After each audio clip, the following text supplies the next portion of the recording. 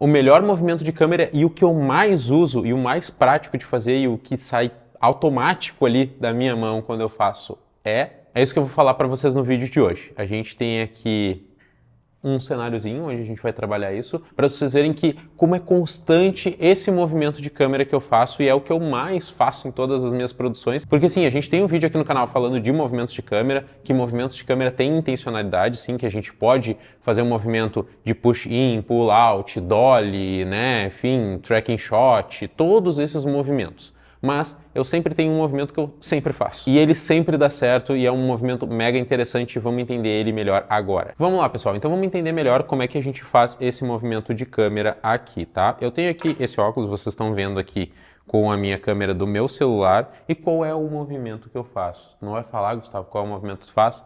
É o que a gente chama de orbiting shot. Ou esse movimento circular, ou movimento de órbita, ou parallax, seja, deem o nome que vocês quiserem dar. Esse nome tem vários movimentos, que basicamente ele consiste em eu parar aqui onde eu quero gravar e eu circular este objeto que eu quero gravar. É esse o movimento de câmera, claro, da forma que eu estou fazendo aqui, de forma mais rápida para mostrar para vocês. Mas basicamente ele consiste nessa ideia da gente circular o nosso objeto. Eu faço isso até com drone.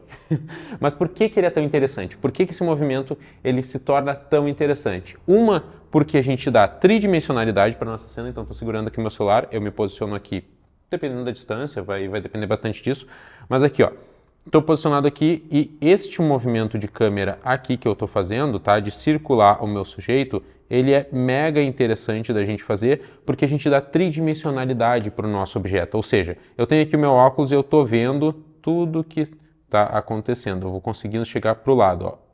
E vocês conseguem ver que eu não faço isso aqui, ó. Eu não circulo muito forte o meu objeto.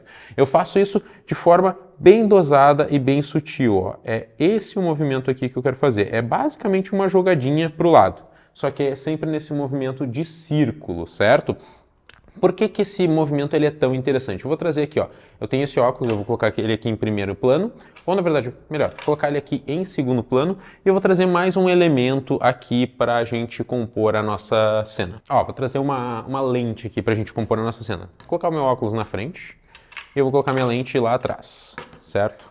Por que esse movimento ele é tão legal da gente fazer? Ó, por que, pessoal? A gente ganha essa tridimensionalidade no nosso vídeo. Ó. A lente está lá atrás e o óculos está aqui na frente. Se eu movo circularmente aqui pelo meu óculos na minha cena, vocês conseguem ver que o fundo todo muda a perspectiva em relação ao óculos. Então, esse fundo ele gira para um lado, enquanto eu estou vendo o óculos de outro ângulo. E o que acontece? Isso dá muito dinamismo para a minha cena. A minha cena fica muito dinâmica dessa forma.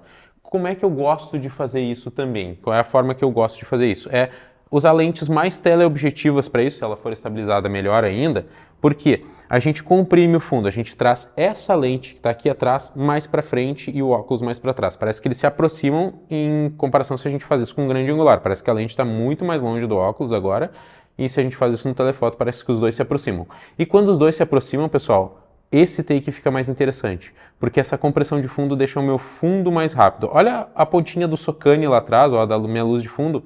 Olha a velocidade que ele se move aqui, tá? Ó, vocês conseguem ver? Parece que ele se move muito mais rápido. Em oposto, se a gente fizer no grande angular, ó, esse ângulo aqui, ó, parece que ele não se move tanto em relação ao meu sujeito.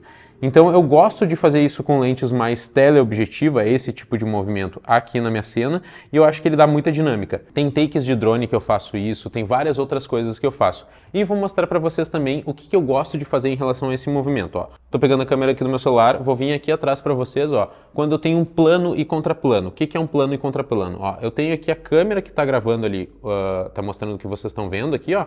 E eu vou pegar o seguinte, ó, eu vou querer mostrar o que está acontecendo aqui nessa cena, certo? Ó, o que vocês estão vendo e eu vou fazer o seguinte, ó, o que eu gosto de fazer, ó, mais um movimento de órbita, ó, eu vou sair daqui e eu vou focar lá no fundo. Olha que movimento interessante, é o mesmo movimento de órbita. Ele não é um movimento de lateral aqui, ó, não estou só fazendo esse movimento lateralizado aqui reto, eu estou fazendo esse movimento circular. E esse movimento circular ele fica muito mais interessante. Eu faço isso nas minhas produções com drone, eu faço isso nas minhas produções com clientes, eu faço isso nas minhas produções com celular. Vocês conseguem ver aqui, esse vídeo tem bastante take de órbita. E eu faço isso muito com o gimbal. Esse é um movimento muito legal da gente fazer com o gimbal. A gente pode fazer ele na mão, e eu já peguei essa estabilidade para a gente fazer ele na mão e ficar realmente bem suave e bem legal esse movimento, mas ele é mais difícil da gente fazer ele com o corpo. Com o gimbal nos facilita muito a nossa vida se a gente começa a fazer ele.